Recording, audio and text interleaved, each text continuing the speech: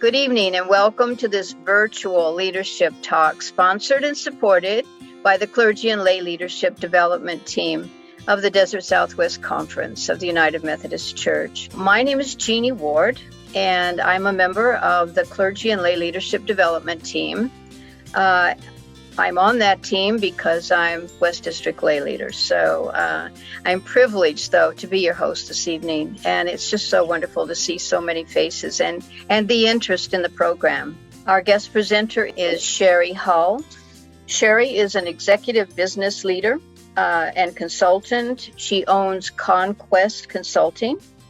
Her career spans 35 years of executive management, business development, leadership training, marketing, strategic planning, culture change, and team training with major trade associations. She's worked with the state government and other private sector corporations.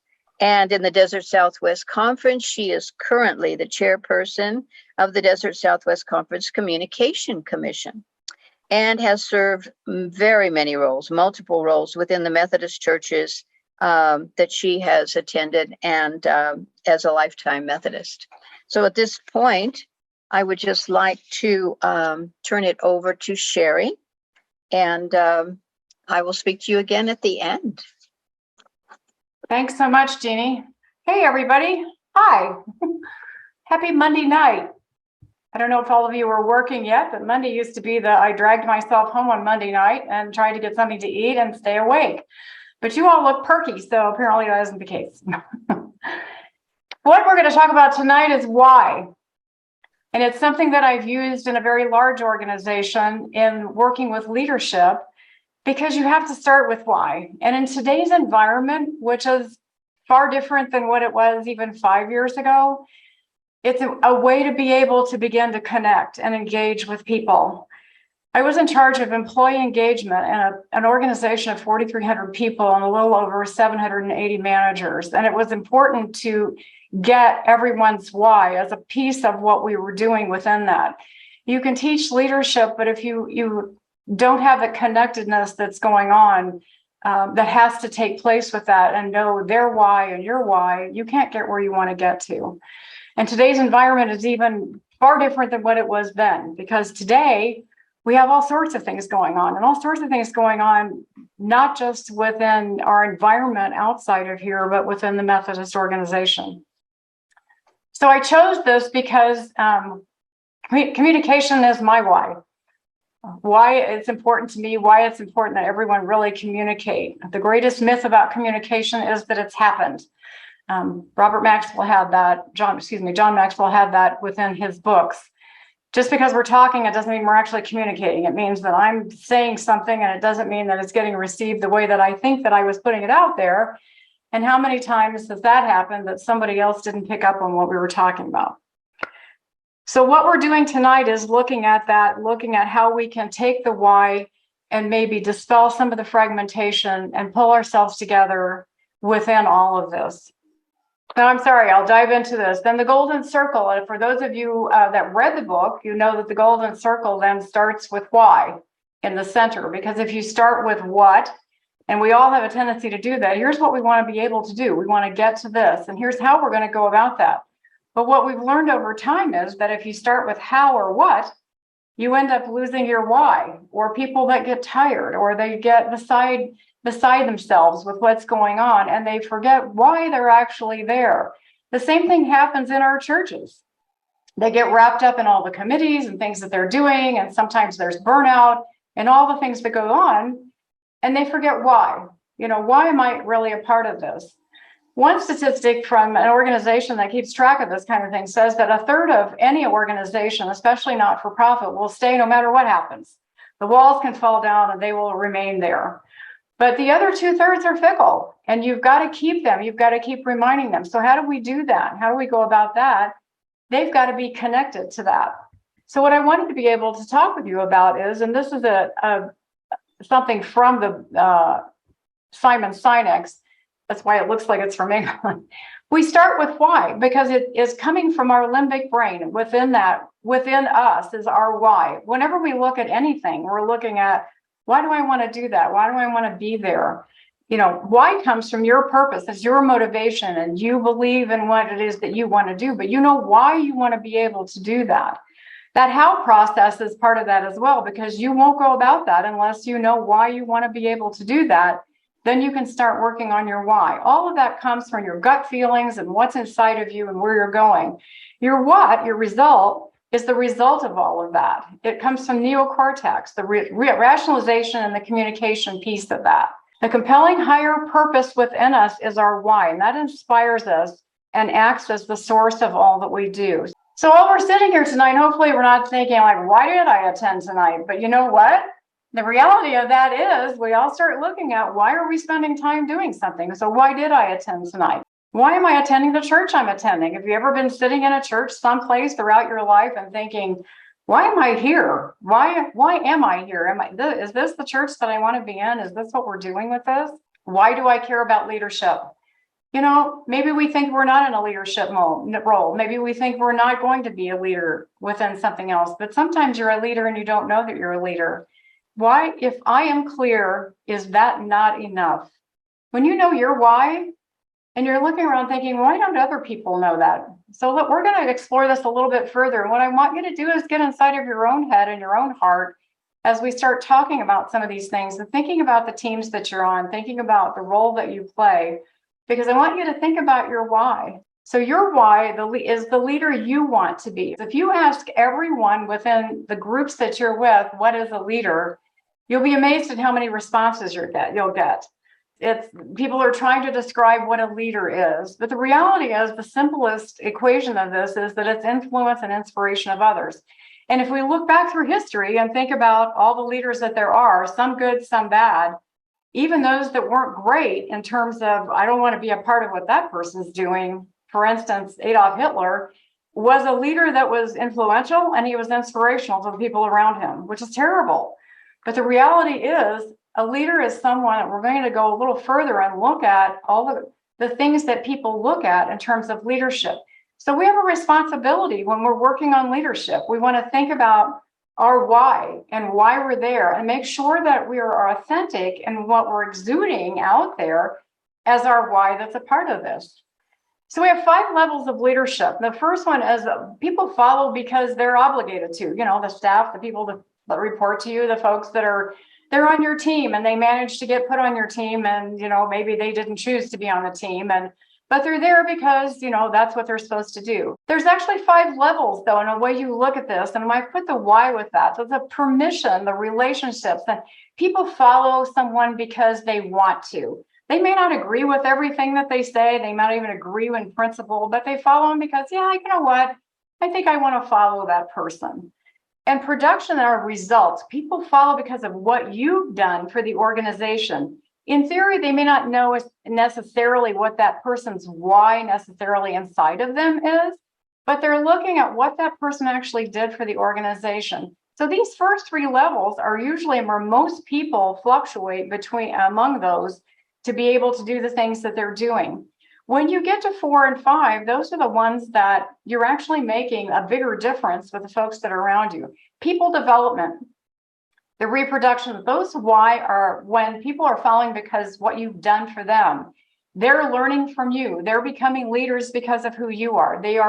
Maybe you're their mentor or that sort of thing. So that's another level, that they're really looking. They understand your why because you've authentically been able to put that out there and who you are and what you believe and why you're like you are. And the last, and not the last, but it's the top, the respect. People follow because of your why. They just know why you're doing what you're doing and who you are and what you represent, and they can equate it to their why. And so that's the ultimate. When you get to that and someone's following you, have you ever known someone that's charismatic and you're following them because you know what they represent, you know what they're about, you know what's in their heart. But let's talk about when leaders don't ask why. You know what? People speculate, and that's a normal human thing that we do. I'm going to figure out why that person is doing what they're doing. I'm just going to watch them, or I know why they want to be there. I know why they're running in that political position.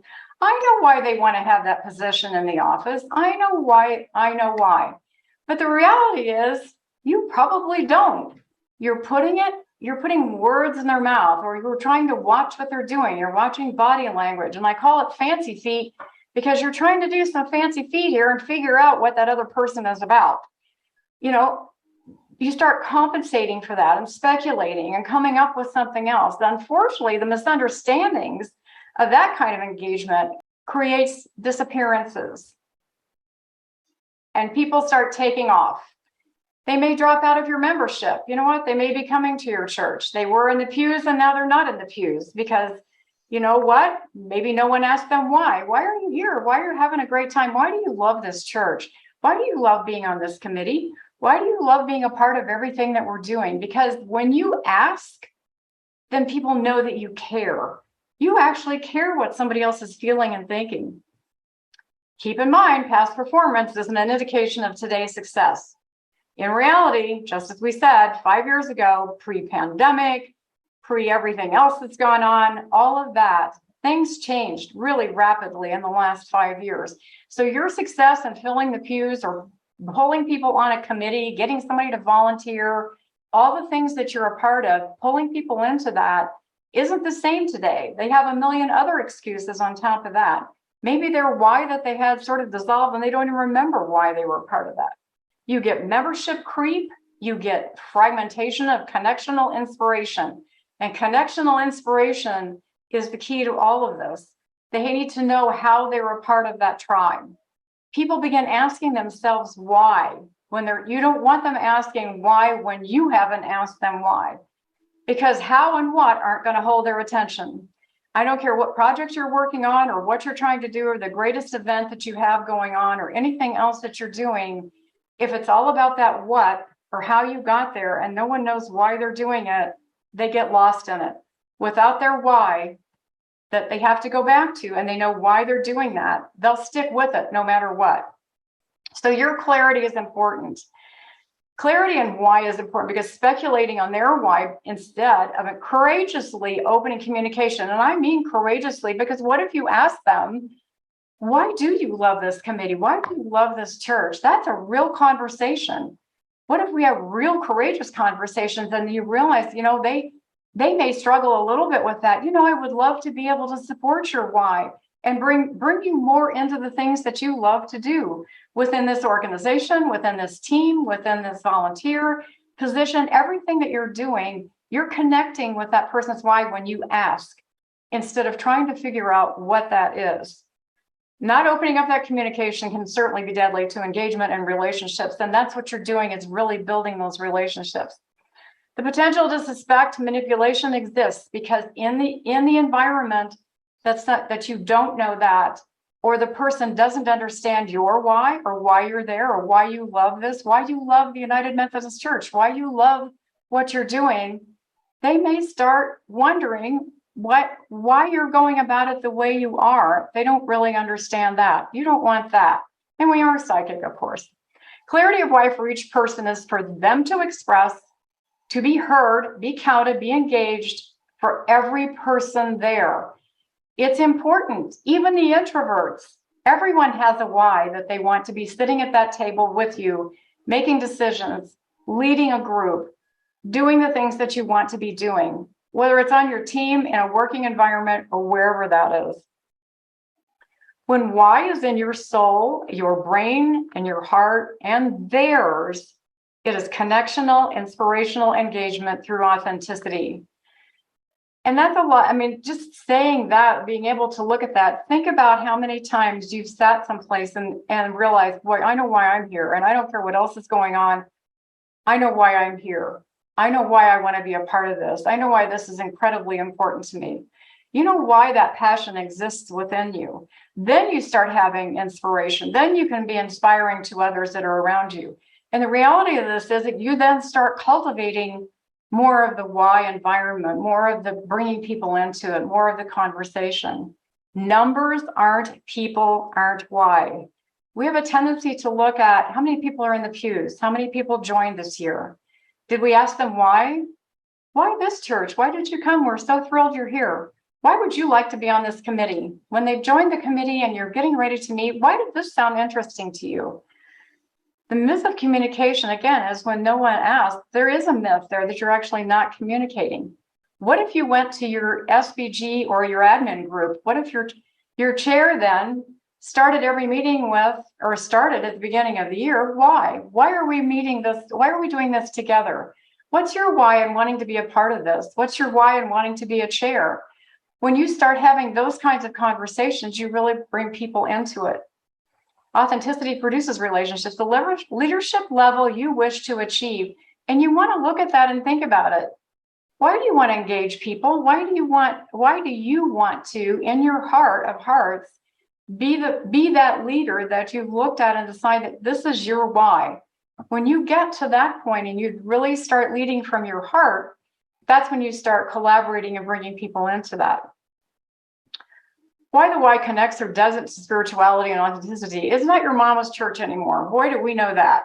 I don't know about you, but I grew up in Southern Indiana in a small town, and that church was full every weekend, and I know I'm not the only person. It was kind of sad. I went back not too long ago, and it wasn't full, and it looked a lot like many of the other small churches. So we have to go back in the day. We could talk about, well, back in the day we did these things. These were the what things, and those what things don't always work today. Back then they did, because Sunday morning you went to church. That's what you did. This was your why. I am a Methodist. I'm a Christian. I go to church on Sunday morning. Now we need to look at things differently with a different lens. The culture of why today is more important than ever, and cultivating that real open communication with your leadership has to be done through training. You pull your leaders together, your chairs and your admin council, your chairs on your SBG, your chairs in your conference. Those chairs need to be collaborating, talking with each other, and developing a joint collaborative tribe. Their why. Here's why we want to be here. Here's why we want to go where we want to go. Here's why we want to think this direction. Here's why this is important to us. We don't determine somebody else's why. We have to have our own core values as a team, especially as a leadership team. If you have fragmented and you're not all meeting together and coming together in a why as a team, then everyone has their own agenda. Everyone has their own why, but they're running their own little piece within that. And they're not coming together with core values, strategic plans, those kinds of things as your group coming together. Your authenticity is why you can be the leader you wish to be. Connecting with real communication to know their why is critical. So taking that time yourself to talk with people when they're going to leave the congregation. What if you picked up the phone and called and said, you know what, I am sorry that you're not going to be with us, or we haven't seen you in 6 months. Why is that? Not to put you on the spot. We just really want to understand that. How about the folks that are not showing up for your team meetings? How about the folks that are not showing up for the groups that you put together? Is somebody picking up the phone and asking why? Are you calling them? Are you connecting with them? And before that happens, it's time to meet with them and ask why at the table before that starts happening. So tonight, what I want to do is the first breakout. And these are the 3 questions. And Alberta's going to put you in random rooms with the random people. And these are the 3 questions I'd like for each of you within each of those rooms to ask each other. And when we come back together, I'd like some sharing to go on. Why am I here tonight? It's okay to be able to say, I don't know. But it's okay to be able to say, I really thought I was going to learn something. Why do I care about leadership? I thought I was a leader, but I don't know. Why do I care about leadership? Why do I belong to the church or the group or team that I do? Those 3 things. So Alberta, if you'll hit the button, and we'll go into our breakout rooms, and we'll come back in 10 minutes, and then we'll discuss it.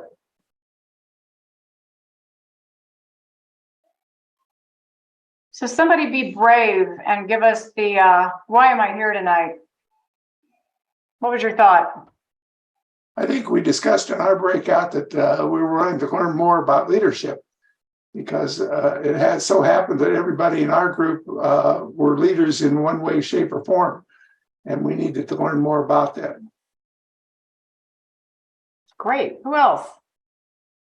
That's what our group kind of felt too, that we're kind of in that capacity anyway, and there's always something to learn. Who else? And thank you, Cheri. You're so welcome, Ruth. Well, I know this is Jeannie, and Steve and I spoke about asking why and why it's important. It's like, if someone, as you said, isn't coming to church or decides that they're going to step back, we shouldn't just assume that there's a good reason. Maybe it was a misunderstanding. So why is so important in reaching out? Yeah, we also hit upon the why being the people, so that it's somebody invited us to be here tonight, and we said, and we heard, we kind of trust them and but also the who being the presenter. For us, we know Cheri, and we said, hey, we know her expertise and want to hear from it. Mm-hmm. So why do I care about leadership? Who would like to dive into that? Why do I care about leadership? I didn't set out to be on a committee or to be the leader, and things just happened in COVID where they needed somebody. So I feel that I have a lot of learning to do, and it's been a good journey, but it's been not necessarily a comfortable journey. So I want to learn more. That's a great answer. Learning leadership is about being uncomfortable a good deal of the time, and learning about yourself and learning about what type of leader that you want to be and why it's important to you. What parts of that are important to you? Who else? Anybody else? Why do I care about leadership?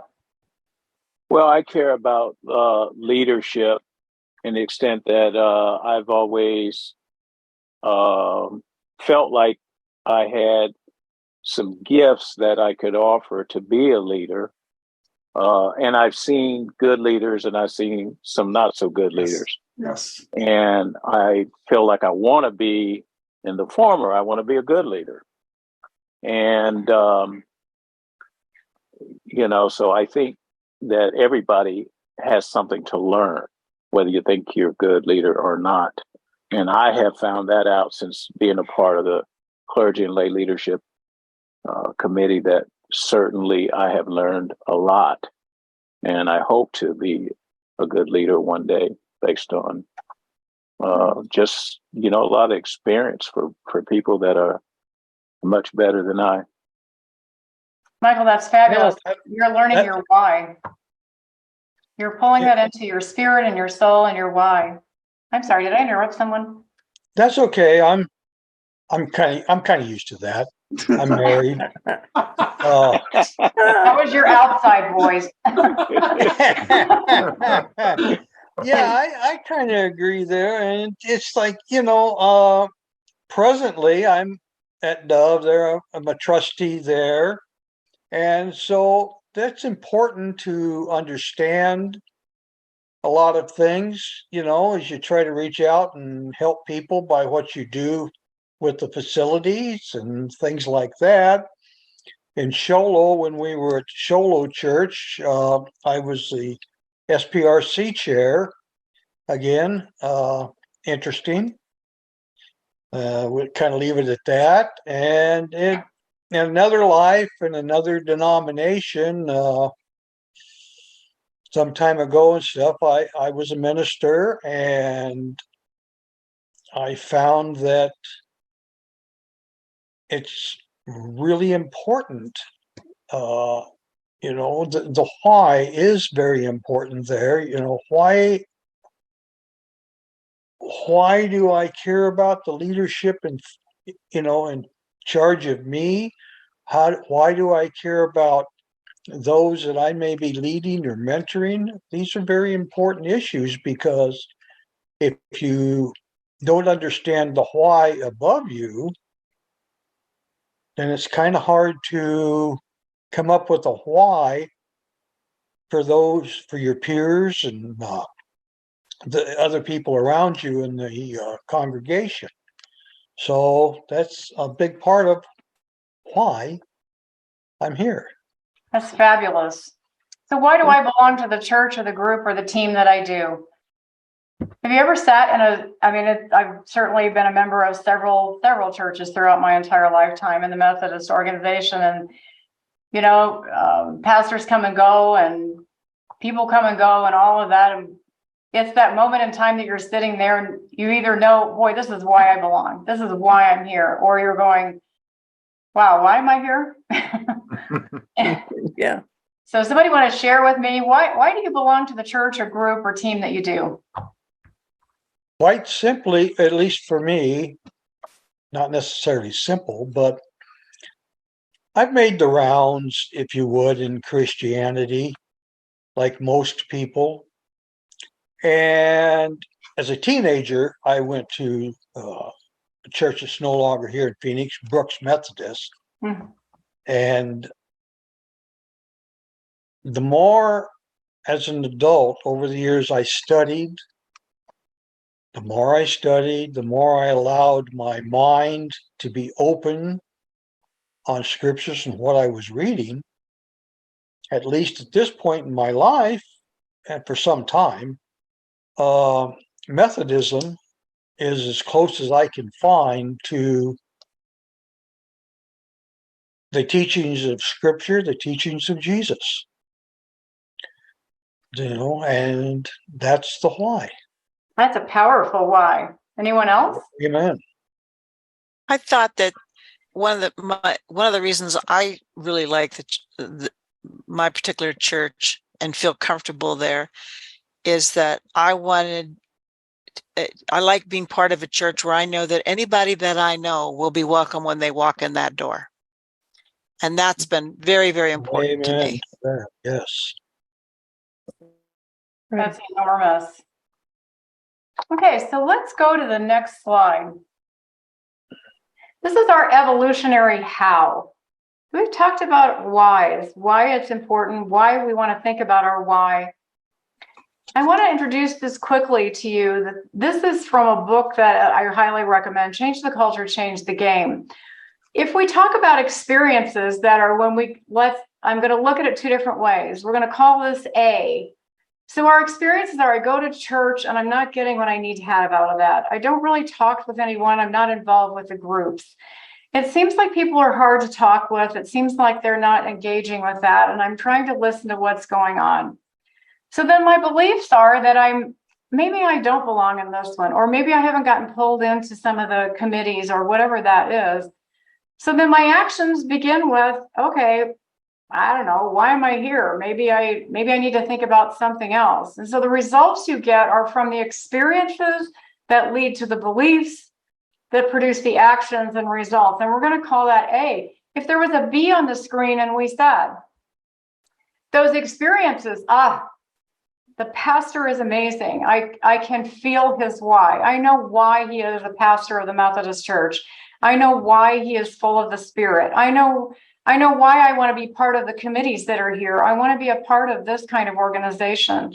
I've already looked at the experiences that the people are having in the women's group and the men's group and the things that are going on here. I believe that this is the right place for me. And so the actions that I take are different than A, they're B. So to get to the results that you want, you can't have the experiences and belief system and actions in A and have the B results. So this is where the rubber meets the road, folks. We need to look at how do we need to go about this to get the people that are willing to be volunteers on our committees, to get the people to be on our teams, because getting volunteers in today's world is far harder than it was even 5 years ago and so forth. It's, I don't want to go because I'm used to staying home. I might get sick. I don't want to drive there. Gas is too expensive. It's all those things. And so people can find a million reasons that they aren't jumping into that. So we have to connect with their why and make sure that their why and help them see the experiences that are going on within our church, within our team, within our committee is something they can connect to. You can't have silence. I said, don't ask to tell. I know it was something else that went with something else. But the reality is if you're silent and not connect with people and develop those relationships, they leave the pews. They leave your committee. They don't stay. Why now? Because what I'm hearing, and maybe it's only a rumor, that there's some fragmentation going on in the overall Methodist organization. I want it to fit my why. I want to keep being reminded of why this is important to me, why I want to be in that church, why I want to be on that committee, why it's still important to me in my spirit, in my soul, in my limbic brain, in all the rationalization that I've got going on. Why is it important now? Why not now? Do we have time to really sit back and hope? Because hope's not a strategy. Hope that we can possibly keep the people in the pews and on our teams and on our committees and volunteering. We can't. We have to connect with them. We have to connect with their why. We have to develop those relationships. And this is how. So why for admin chairs? You know, you need to work with your admin chairs and help them understand why this is important for them to connect with the people that are sitting on their teams. Why for committees and teams? People want to be a part of a tribe. Who doesn't want to feel like they're part of something? Haven't we always been like that from the time we hit grade school or nursery school, that you wanted to be part of that group that was there, that you knew why you wanted to because it looked like something you wanted to be a part of? We're not any different at this age.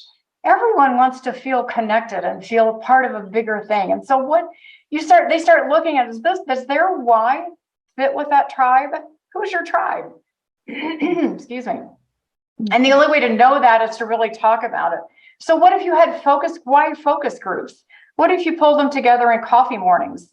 What if you had why during Bible studies? You know why we're here, why are we studying this particular one? Why does this resonate with all of you in your hearts? Why does this resonate with your spirits? How about Sunday school? Our lessons and what reason we're going down this path is that here's why we're doing that. How does that work for all of you? You want to keep asking everyone in the room, why does this resonate with you? Why do you feel like you're a part of us because of this? I think that's incredibly important. You keep pulling them in. Revisit their why to continue the engagement. How?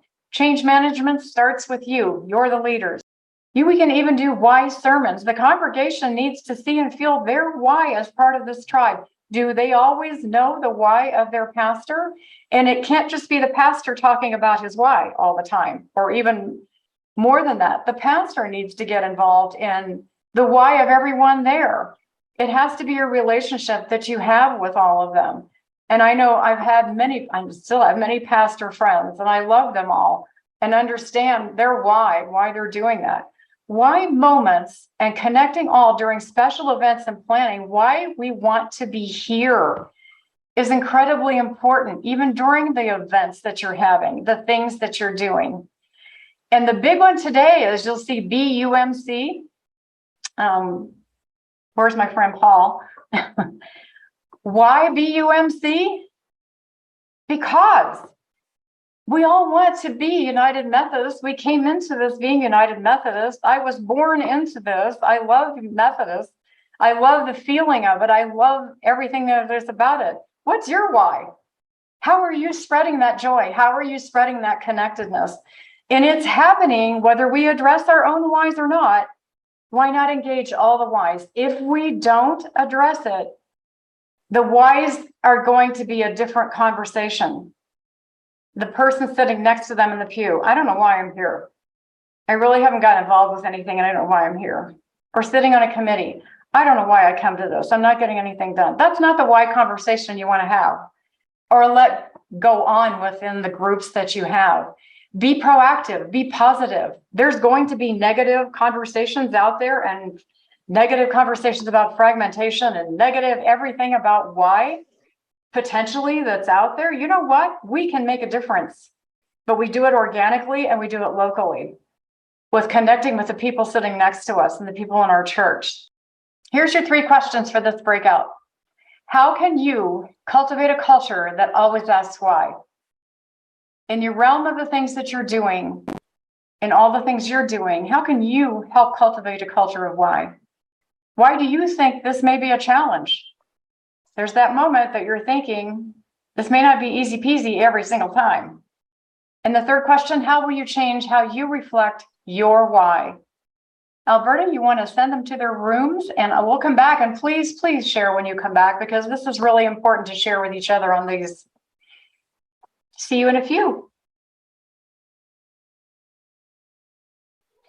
So, okay, how can you cultivate a culture that always asks why? Somebody dive into that.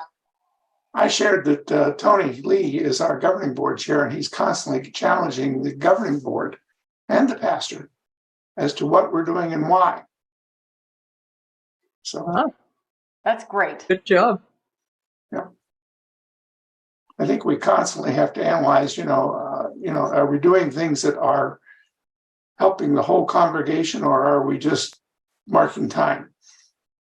I believe that we have to start for ourselves asking why we are doing what we are doing. And then if we want to cultivate a culture of why, we have to start also asking the leadership team why they are doing what they are doing.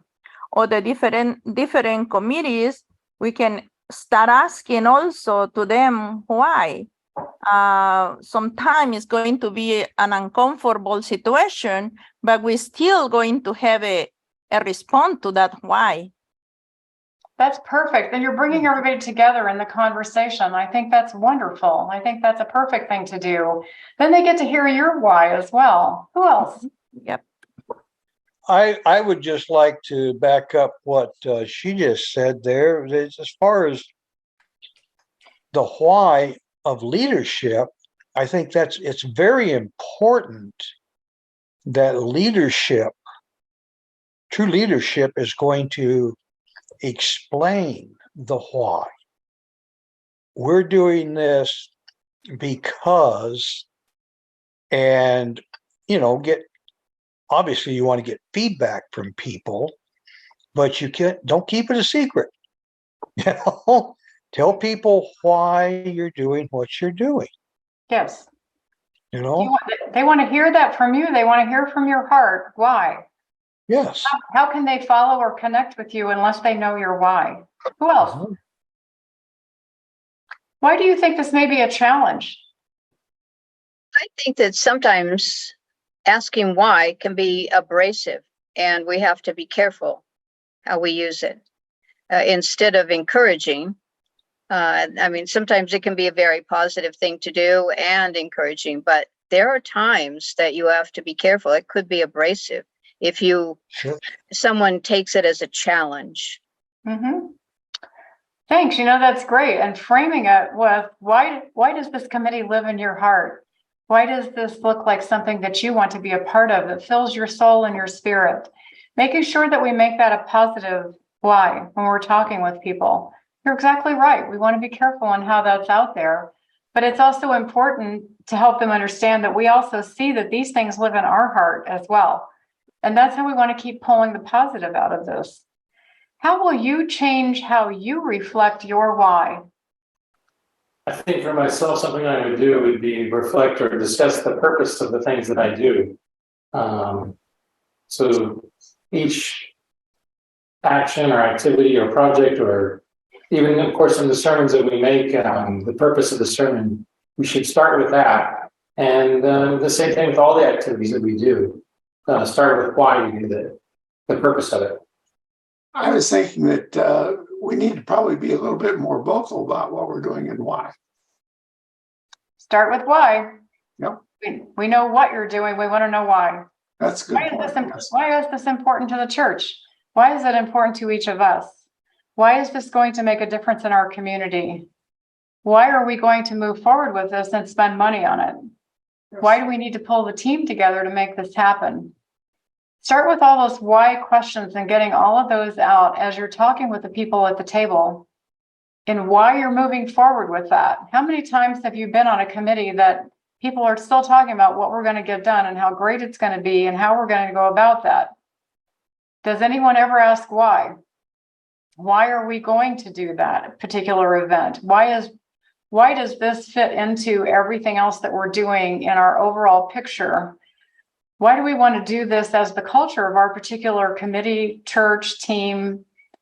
Why does this fit in with everything else we're doing? You keep redirecting yourself and your team and your group and your church when you start with why to go back to the very beginning organically and why it means something to them in their spirit, in their minds, how they connect, how they feel like they're a part of that. Yeah. So what we're going to do is talk about our what.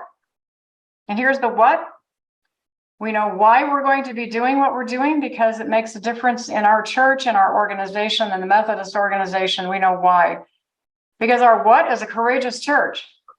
I know why I want this to work. I know why I want us to pull together. Because we want to be loving like Jesus, right? We want to be a courageous church and loving like Jesus. We want to be acting for justice. We're united in hope. This is our what? This is our what? We're making disciples of Christ for the transformation of the world. This is our what? How do we go about it? We develop that plan, but we know why we want to do that. And as we bring people into that, we walk away from and turn away from the negative conversations that are going on. I don't know why those people feel like they have to break away. I don't know why they feel like they've got to create something else. I don't know why it feels like it has to be negative. I don't know why they're arguing. But frankly, I can go back to this, our why, our leadership why, because my what is this. One of the biggest things to me is open hearts, open minds, open doors. Amen. This is why we are who we are. Isn't this why in your heart that you feel that you're a part of this? This is our why. This is our why we need to keep reconfirming, reconnecting, collaborating, pulling people together, going back to the mats, organically staying with everyone we're in, whether it's from sermons to meetings to focus groups to coffees to social hours to UWF. Here's why. Because when we pull together, there's our what. Here's the what that we can actually do.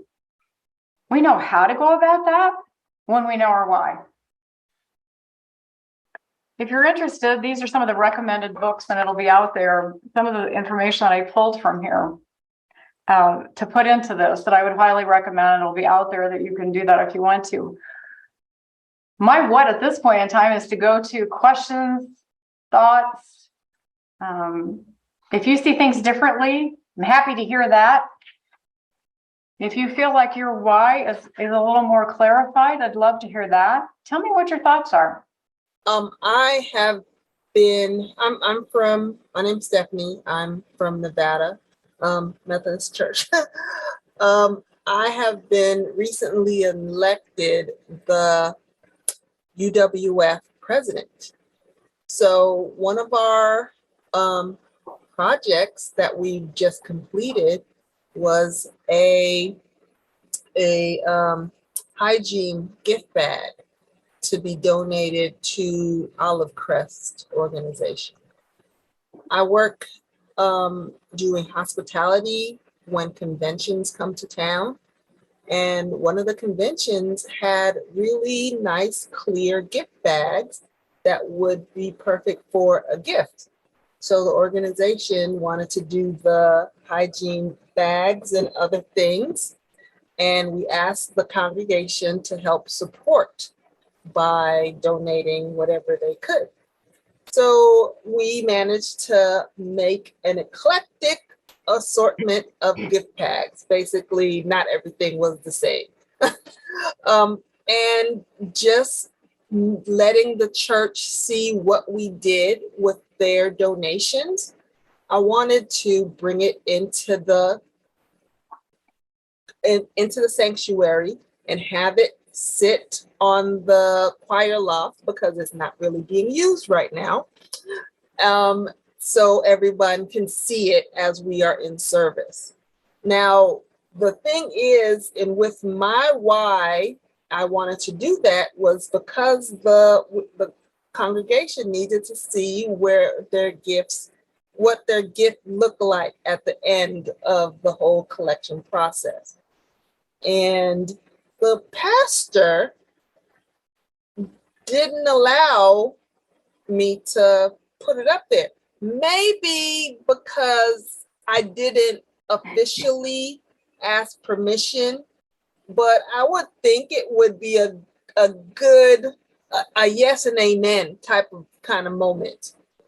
Don't hinder the idea and the progress that we're doing by not giving us authority to utilize the stage for a showcase for the congregation so we can then bless the bags before we distribute it to the organization and the recipients receiving. But we couldn't do a good showcase for the congregation. And I think that was a hindrance on, the whole project itself, because they couldn't see it, or we didn't even display it when the congregation was there. Well, one thing that I guess in looking at that, pastor may have his own why and why that didn't, I don't know one way or the other, but always good to talk with your pastor because, they're the person that is the leader, the leader of your church, and ahead of time, especially with UWF and feeling your way through that and being brand new, maybe having a sit-down conversation, a cup of coffee with him or her and talking about, is this possible? Why is it or why is it not possible ahead of time to be able to do that? Because you're new, there's no way to know ahead of time without finding out why or why not that makes sense to do that. So bring him into, that your pastor is an official member of the UWF just by virtue of being the pastor, and you really want their support and being a part of what you're doing because it's really important. It's important that they play an important role within UWF. So that's just my thought anyway, is just check it out ahead of time, see the why or why not behind that. There may have been something that no way to explain that easily. Are there any other questions or thoughts? I have a thought. Our group talked about basically the church being about relationships and going back to, was it Jeannie's comment about the why can be a positive or negative? And because we're in a relationship or family situation in our churches, that how important that why be a positive why and not framed in a negative way. Yeah, absolutely. Great feedback. It is important. It is important we keep going back to a very positive, organic why and expressing your own why it feels so important to you. That was good. Thanks, Ruth. Anyone else? I want to, this is Jeannie, Cheri, and in the chat, there's a couple of comments, one from Pastor Noni and one from Pastor Dan Hurlbert, and they're giving the reasons. They're both of them have different comments about that, about one doesn't want to be surprised on a Sunday morning, with, this is what is going to be there. And the other, asserts that you need to support what's going on in the congregation. Some pastors may think it's not appropriate. So, the why, it could be just a misunderstanding. Yeah, again, going back to having that conversation ahead of time, it's always a good idea. Right. Yeah. Because often there are other alternatives, because one of the things that as we refined our why at Mission Bell, it's like every issue, every thing that comes up, every issue that somebody brings up, we require that they come with at least 2 solutions to that problem, and more generally have the conversation with the pastor, think about different alternatives. Can we put them in the fellowship hall? Can we put them, where can we display it so the church will see it? Depending on the physical layout, obviously, and so forth. If the weather's good, maybe a table, depending on the church setup. But, one of the things that we've just put a stake in the ground is like, if you have an issue, you can bring it, but you got to bring at least 2 alternative solutions to it. Always talking about the why up front, though, too, having that conversation. Why will this work and why will it not? Yep. Thank you all for your time this evening and coming. And I apologize that we had some technical difficulties with this and rolling through this. This is Simon Sinek's Why, Start With Why. The book is great. He also has a TED Talk that's about 18 minutes long and talking about why was important to him. This worked in an organization of 4,300 people and a little over 780 people that we went through, and getting back to understanding, why are they staying? Why are they still working here? And an organization that couldn't pay, but they have great benefits. There was all sorts of other things that came out of that, but getting down to their why am I here helps them engage with each other, help them understand why they love being connected to everyone that was there. And it gets down to that. It's connectedness, it's inspiration, it's being a part of everyone, being a part of the organization that they were part of. So I would say that to all of us, that we remember that we want to stay together. We want to keep this together. We want to remember our own why with what we're doing with this. And if I could close with a prayer, Jeannie, would you, do you have anything else that you want to say? You or Alberta? I do have, yes. Okay. So would you like to, you can close after I finish what my little things have to be. Anyway, we firstly want to thank you. Thank you so much for what you've done. And you've given us so much to think about. And I think that everybody appreciated it. We do hope that everybody, we had, I think, 21 show up out of the 30. I hope that everyone enjoyed and will actually register for some of the other classes or the other talks. Thank you. I appreciate that. Again, thanks so much, all of you, for your time this evening and for participating and being a part of all of this, of looking at each other and talking about your why and getting into your heart and your mind and really thinking through that. Please take this back to your churches, to your teams, to your committees, and make something positive from that you think about the why, so that you guide this towards something positive. So if you would take a moment and center ourselves, and let's thank God for this evening. Thank you, Father, for bringing all these folks together. They're tremendous people that take this time, that want to think through all of this together, that work on all of the things that they work on throughout the entire Methodist organization. Thank you for your grace. Thank you for helping guide us with this. Please, as they go forward, let's make a difference. Please help them make a difference with their why as they take it out to all the communities that there are there, that we end this with something even more positive as time goes on. In Jesus' name, amen. Thank you all.